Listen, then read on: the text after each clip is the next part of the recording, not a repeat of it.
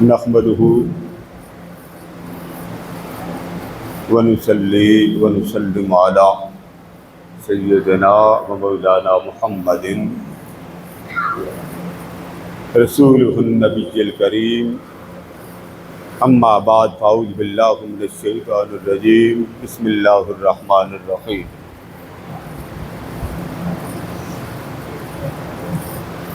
انما یرید اللہ لیذہب عنکم الرجس اہل البیت ویطہرکم تطہیرا۔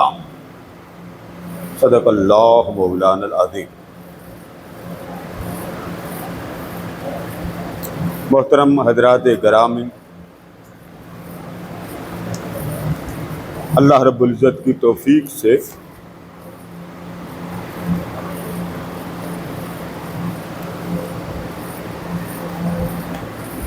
آج آپ کے گوشے گزار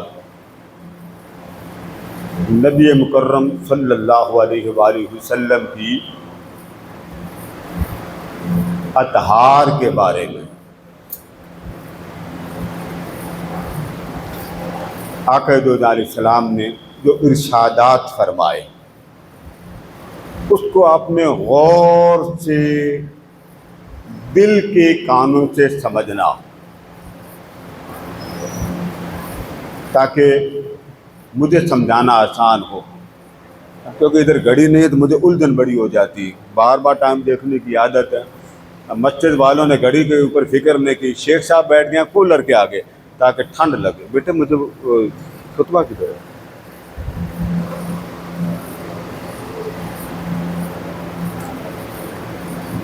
سب سے پہلے ترجمہ سمجھ لیں، اللہ پاک کیا فرما رہا۔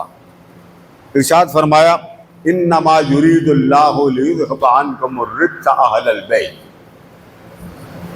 اللہ پاک چاہتا ہے اے رسول معظم صلی اللہ علیہ وآلہ وسلم، اہل بیت والو، اللہ پاک تم سے ہر قسم کے گناہوں کو اور گناہ کے میل کچیل کو دور کر دے اور تمہیں کامل طہارت سے نواز کر بالکل پاک اور صاف کر دے۔ یہ ہے ترجمہ۔ اب اس ترجمے کو سامنے ذرا رکھیں، تھوڑی دیر ترجمے کے اندر ڈوب کے بات کر لیں۔ آپ ایک لفظ بڑا سنتے ہیں، بیت اطہار، ایک لفظ سنتے ہیں بیت اطہار۔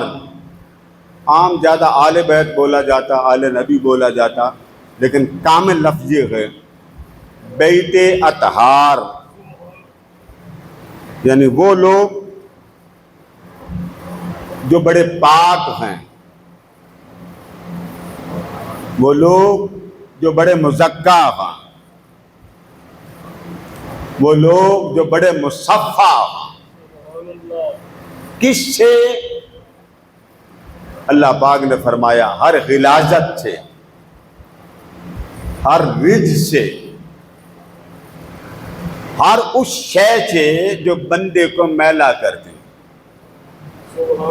یہ ترجمے کے میں اندر آپ کو غوطہ زن کرنا چاہتا ہوں، ملاؤں والا ترجمہ نہیں پڑھنا۔ بیٹے مجھے خطبہ تو دے، ابھی لینے گئے ہیں، منٹ 10:30 رہ گئے، جلدی منگوا دو نا۔ کتنی کنفیوژن ہوتی ہے، آپ کے بغیر سمجھ میں نہیں آتی، ہر شے کریکٹ۔ اب میں یہ گھڑی ٹائم ٹھیک ہے؟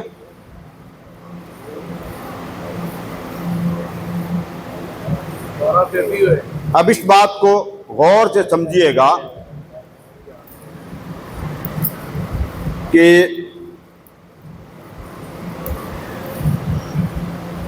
پاک کر دے، صاف کر دے، مزکا کر دے، مصفا کر دے۔ یہ جملے ذرا میں نے آپ کے دھیان کے لیے کہے۔ اے آل نبی، اللہ تمہیں پاک کر دے، اللہ تمہیں صاف کر دے، اللہ تمہیں مزکا کر دے، اللہ تمہیں مصفا کر دے، ٹھیک ہے؟ آپ کسی کے سامنے جا کر اگر کہیں نا آپ ولی ہیں،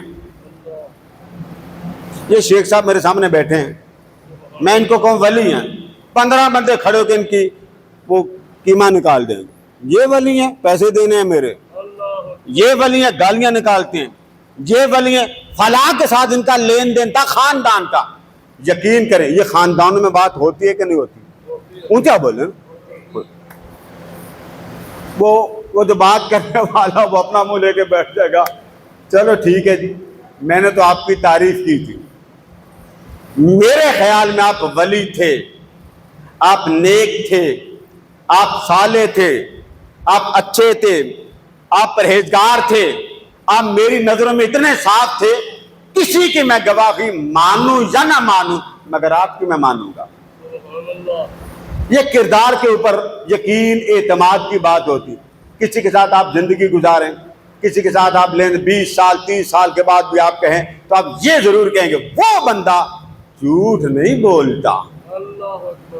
اب تو یہ مثال آپ کسی پر فٹ نہیں کر سکتے کہ کسی کو آپ کہہ سکیں وہ جھوٹ نہیں بولتا۔ آپ 1 نمبر کی شے بازار سے لینے جائیں، کہاں بیٹھے ہیں آپ اس وقت؟ اونچا بولے، کہاں بیٹھے ہیں؟ میں نے شیخ صاحب سے کہا آواز اور اونچی کر دیں، انہوں نے نہیں کی اتنی، میں بھی مجبور ہو گیا۔ آپ کہاں بیٹھے ہیں؟ مسجد میں، اللہ کے گھر۔ کہاں بیٹھے ہیں؟ اللہ کے گھر۔ آپ 1 نمبر کی دکان سے شے لینے جائیں، بھلے وہ حاجی ہو، ٹھیک ہے، تو آپ کو 1 نمبر مل جائے گی؟ اونچا بولیں۔ یہاں 1 نمبر کی شے کسی سے لینے جائیں مل جائے گی؟ بولے نا۔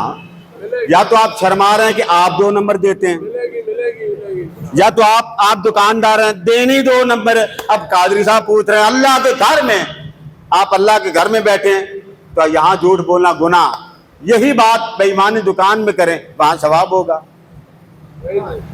بات وہی رہے گی نا۔ تو اس اینگل کو آپ اپنے ذہن سے نکالیں۔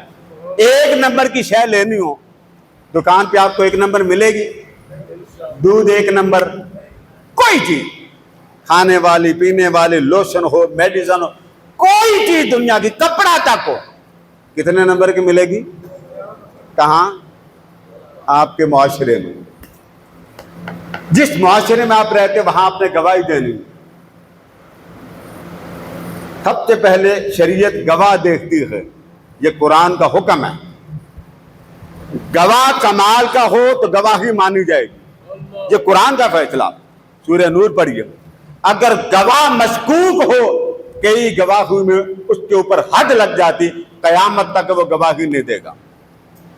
کئی غلطیاں کوتاہیاں ایسی ہیں کہ اگر وہ اس سے سرزد ہو جائیں قیامت تک وہ گواہی نہیں دے سکتا، ٹھیک ہے؟ تو پہلے گواہ دیکھا جاتا، گواہ کون ہے، اس کے بعد گواہی۔ اب آپ کسی کے کردار کی گواہی دیں ریجیکٹ ہو جائے گی، بندے کا ایمان نہیں جائے گا۔ کوئی مفتی، ملا، قاری، حضرت، چودھری، پیر کسی کے کردار کی گواہی دیں، آپ نہ مانیں، آپ کے ایمان کو کوئی نقصان نہیں ہوگا۔ اور جس کے کردار کا گواہ خود خدا بن جائے اسے رد کرو تو پیچھے بچتا ہی کچھ نہیں ہے، پیچھے بچتا کچھ نہیں۔ اب اللہ پاک کے کلام سے سمجھیں، فرما لوگوں کسی کے گواہ مخلوق خدا بن گئی، کسی کے گواہ اولیاء بن گئے، کسی کی گواہ عرفاء بن گئے، اصفیاء بن گئے، غوث کتب ولی سارے گواہ بن گئے، مانے نہ مانے وہ آپ کی مرضی۔ تو کسی کی گواہی ایکسپٹ کر لے ریجیکٹ کر لے، ایمان نہیں جاتا۔ بڑے آئے گواہ بننے کے لیے، اصفیاء آئے، عرفاء آئے، صلحاء آئے، اولیاء آئے، غوث کتب ابدال آئے، انبیاء آئے، مصطفیٰ آئے، مگر تمہیں بتا دوں آل محمد کا گواہ مصطفیٰ نہیں، آل محمد کا گواہ خود خدا ہے۔ وہ گواہی دے، آپ گواہی دیتے ظاہر دے کے، داڑھی دے کے، جبے کبے دے کے، بھلے وہ اندر سے بے ایمان ہو۔ لین دین لوگ کرتے نا، آپ چھیڑ ہیں۔ حضرت عمر فاروق رضی اللہ تعالیٰ کے دور خلافت میں ایک گورنر کی گواہی کی بات آ گئی تو آپ نماز کے بعد پکڑ لیتے تھے، ہاں بھی گواہی دیں۔ ایک بندہ کھڑا ہو گیا، اس نے کہا جی میں گواہی دیتا ہوں۔ آپ نے فرمایا بیٹھ جاؤ۔ فرما کوئی اور، وہ پھر کھڑا ہو گیا، فرما کوئی اور، وہ پھر کھڑا ہو گیا، تینوں بار وہی کھڑا ہوا۔ آپ نے فرما 2 گواہ ہوئی، اس نے گواہی دی، سنیے، اور یہ آپ پہ فٹ آتی ہے، فٹ آتی ہے۔ اس نے کہا حضور یہ نمازی ہے پکا۔ کیا کہا؟ آپ بھی نمازی دے کے ووٹ دیتے ہیں نا۔ حافظ صاحب ڈنڈی نہ ماری گئی، یہ بات صحیح ہے کہ نہیں؟ جان اللہ کو دینی، نہ آپ کے بچوں نے بچنا نہ میرے بچوں نے۔ وہ جب مالک ہے تو اس کے دربار میں ڈنڈی نہیں۔ نمازی، فرما اور 5 وقت نماز پڑھتا، فرما اور پکا نمازی۔ فرما کبھی اس کے ساتھ لین دین کیا؟ نہیں۔ کبھی سفر کیا؟ نہیں۔ کبھی ہمسائے بنے؟ نہیں۔ فرما تمہیں صرف نمازیں یاد آتی، کردار یاد نہیں آتا کہ گھر میں کیسا ہے؟ آقا نے فرما سب سے بہتر تم میں، آپ فیصلہ کر لیں، سب سے بہتر تم میں وہ ہے جو گھر والوں سے بہتر ہو۔ آپ گھر میں گالی نکالتے ہیں نہیں نکالتے؟ آپ گھر میں جھوٹ بولتے ہیں نہیں بولتے؟ آپ وائف کے ساتھ دھوکہ کرتے ہیں کہ نہیں کرتے؟ آپ بچوں کو گالی گلوچ دھوکہ بازی کرتے ہیں سامنے، اور لوگوں کے سامنے کردار اور ہو جائے؟ فرما سب سے بہتر وہ ہے جو اپنے گھر والوں کے لیے، اب سنیے گواہی سنیے، گواہ ایسا ہے کہ جس کی گواہی رد نہ ہو۔ فرما لوگوں تم کردار کے ظاہر کی گواہی دیتے ہو، اور میں جب گواہی دیتا ہوں میں ساری زندگی کی گواہی دیتا ہوں کہ روئے زمین پر مزکا، مصفا، منجا، مقدس، مطہر اگر کوئی خاندان تم نے دیکھتا ہو، محمد کی آل دیکھ لو۔ اس میں نہ مسلک کی گواہی، نہ وہابی شیعہ سنی کی گواہی۔ فرما رد کر کے دکھا دو، تمہارا بچتا ہی کچھ نہیں، گواہ خدا بن جائے، مصطفیٰ نہیں۔ حضور کی بات نہیں کر رہا۔ اب یہ ایک آیت ہمیں جھنجھوڑ کر بتاتی ہے کہ اللہ پاک نے فرمایا یہ پاک ہے، کس سے؟ آگے فرما رجس، آپ رجس کہتے ہیں غلاظت کو، غلاظت کو جو انسان کے جسم سے خارج ہوتی ہے، مگر رب اس کے علاوہ بھی غلاظت کہتا ہے۔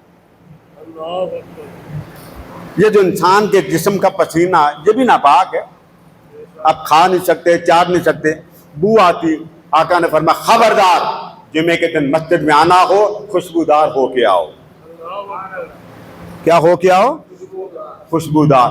فرمایا بدبودار شے کھا کے میری مسجد میں نہ آیا کرو، کیونکہ ملائکہ میرے ساتھ ہوتے ہیں، ان کو تکلیف ہوتی ہے۔ تو میں چاہتا ہوں میرا امتی بھی بدبودار شے کھا کے مسجد میں نہ آئے۔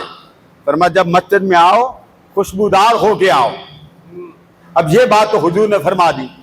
اب پاک، مقدس، مطہر ٹائٹل لگا ہے، کسی کو ٹائٹل لوگ دیتے ہیں، کسی کو ٹائٹل اولیاء دیتے ہیں، لیکن وہ کردار کا غازی ہو یا نہ ہو، مگر ٹائٹل جس نے دیا وہ اس کو اچھا ہی مانے گا۔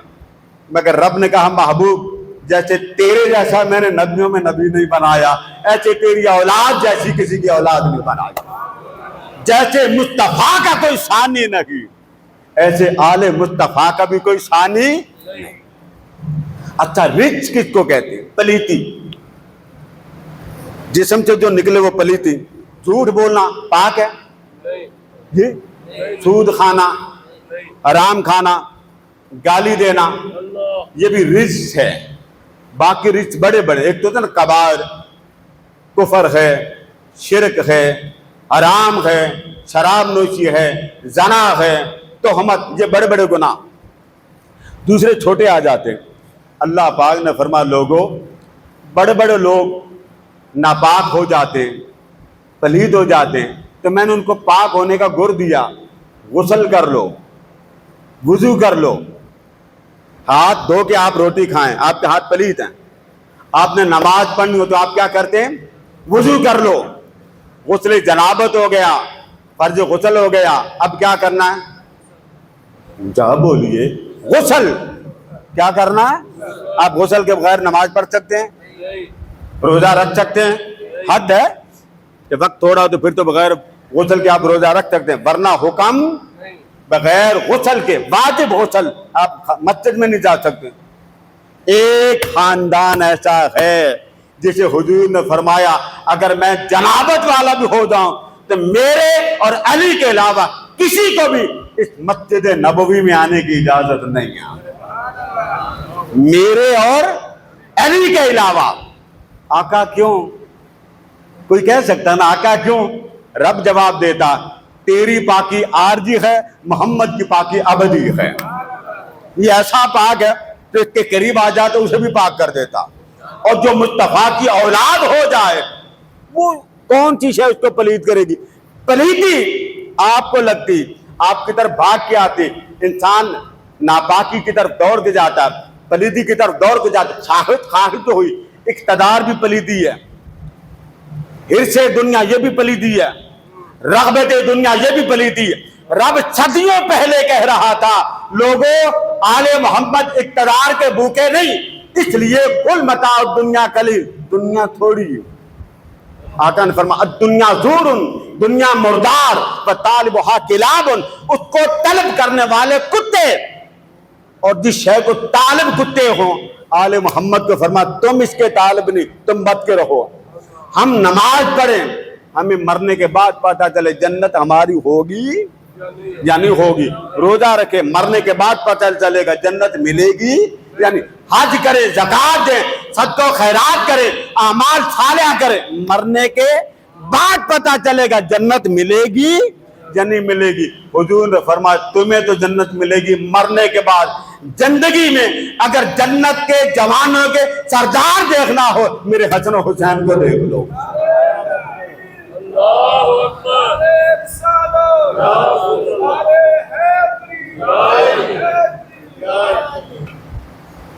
واہ مولا، جنت کے دیکھنے ہو تو جنت کے جنتی نہیں،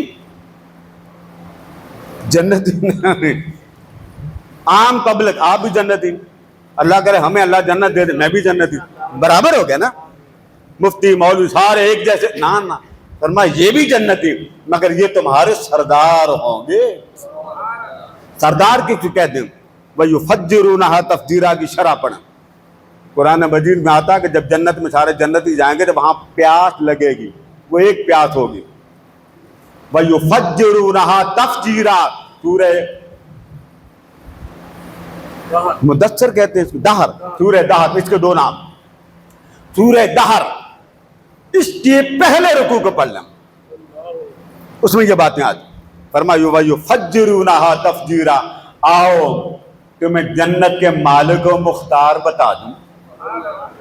مالک و، ایک ہوتا مالک، مختار نہیں ہوتا، اس کے اختیار نہیں ہوتا، گھر میں کسی کو گھر میں رکھے اور کسی کو نہ رکھے، اور ایک ہوتا مالک اور مختار۔ رب فرما رہا ہے مالک جنت کے نہیں دکھاؤں گا، مختار بھی، جسے چاہیں گے کھلا بھی دیں گے، جسے چاہیں گے پلا بھی دیں گے۔ اب پڑھیے وَيُفَجِّرُونَهَا تَفْجِيرًا، وہاں جنتی جب چشمہ ہائے محبت اور چشمہ ہائے عشق ان کو پینے کی طلب ہوگی، حسنین چشمے کو اشارہ کریں گے، چشمہ چلتے ہوئے سیراب ہونے والے بندے کے پاس پہنچ جائے گا۔ یہ ہے شرع۔ آپ کون سے جنت کے مالک بنے پھرتے نماز روزہ زکات؟ فرمایا جنت لینی ہو آل محمد کے پیچھے پیچھے چلو۔ فرمایا یہ پاک ہیں، ان کو طلب دنیا نہیں، طلب حرص نہیں، طلب جاہ و منصب نہیں۔ اسی لیے آقا دو علیہ السلام نے فرمایا، اب دیکھیں نا، مال بھی دنیا، اولاد بھی دنیا، یہ مکان بھی دنیا، قل ان کان آباؤکم و ابناؤکم، سارا کچھ دنیا۔ فرمایا ان کو طلب ہی نہیں، ان کا دل ہی میں نے ایسا بنایا، آل محمد کو میں نے دنیا کے طالب نہیں بنایا۔ ہاں دنیا کا نظام، اگر کوئی صاحب ایمان ہونا چاہتا ہو اور ایمان میں پختہ ہونا چاہتا، بھلے عمل میں کمزور ہو، یہ جملہ نوٹ کریں، اس کی نمازیں تھوڑی، اس کے روزے تھوڑے، اس کے حج تھوڑے، اس کا صدقہ زکات کم ہے، کیا ہوا؟ آل محمد سے محبت کر لے، حضور پکڑ کے جنت میں لے جائیں گے۔ نماز کی کیا قضائیں دینی؟ اللہ پاک نے اس بات کو بار بار فرمایا۔ دوسری اور آخری بات کر کے ختم کر رہا ہوں، آقا نے فرمایا کہ لوگوں میں تمہیں دو چیزیں دے کے جا رہا ہوں، وقت نہیں ہے، میں صرف 1-2 منٹ میں بات ختم کر دیتا ہوں. انی تارکن، انی تارکن، تارک جیسے آپ کہتے ہیں تارک نماز، فرمایا میں چھوڑ کے جا رہا ہوں. آقا کیا؟ ثقلین. ثقلین کہتے ہیں بڑی بارش ہے. آپ نے کسی کو کہنا ہو نا بندہ بڑا پارا، سارے کام کرا لیندہ، کہتے ہیں کہ نہیں؟ کام آپ کا کسی جگہ نہ ہو، آپ کہتے ہیں بندہ بڑا تکڑا. حضور فرماتے ہیں رحمت تو میں لے کے آیا ہوں مگر میں لے کے واپس نہیں جا رہا، تمہارے سپرد کر کے جا رہا ہوں. انی تارکن، چھوڑ کے جا رہا ہوں، دے کے جا رہا ہوں، تمہارے حوالے کر کے جا رہا ہوں. اس کا مطلب یہ ہوا لوگوں میں چلا بھی جاؤں میرا رابطہ ادھر بھی ہوگا، میرا رابطہ ادھر بھی ہوگا. ادھر خدا سے واصل، ادھر آل محمد سے واصل. ان سے تم رابطہ رکھ لو، ان کے صدقے رابطہ مجھے ہوتا جائے گا. اب آگے جملہ سنا. ثقلین، بھاری چیزیں. 2 بھاری چیزیں تمہیں دے کے جا رہا ہوں. اولہما کتاب اللہ، پہلی ہے کتاب. چیزیں کتنی بھاری؟ اونچا بولے نا، آپ کو غصہ آتا ہے میرے بولنے سے؟ اونچا بولا، آج مسجد گونج جائے. کتنی چیزیں؟ فرما 2 بھاری چیزیں. اور یہ کہہ کون رہا ہے؟ آقا. فرما دینے والا میں، سمجھانے والا میں، بتانے والا میں، اور تعارف کروانے والا میں. کہ ایسے نہ سمجھنا، ان کو بہت بڑا سمجھنا، عظیم سمجھنا. آقا ان میں پہلی کون تھی؟ فرما کتاب اللہ. پہلی کون سی بھاری چیز؟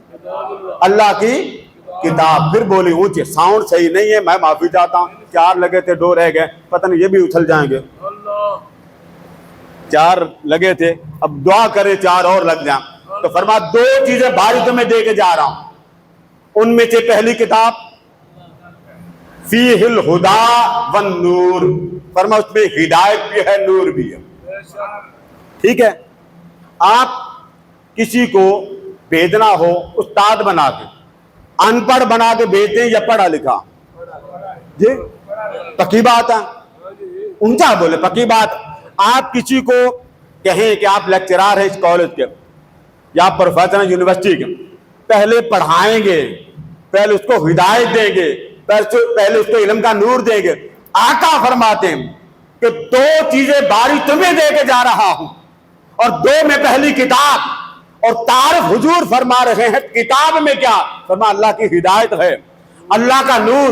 تو بتانا یہ چاہتے لوگوں، یہ جو 2 چیزیں تمہیں دے کے جا رہا ہوں، جس گھر کے صدقے ملنی پہلے ان کو مانو پھر تمہیں ملیں گی. ہدایت آپ کو ملے، آپ امتی ہیں نا، ذرا نوٹ کریں، بات ختم کر رہا ہوں. آپ امتی ہیں، آپ کو ملے، اور رسول کی اولاد خالی رہے، بات بنتی؟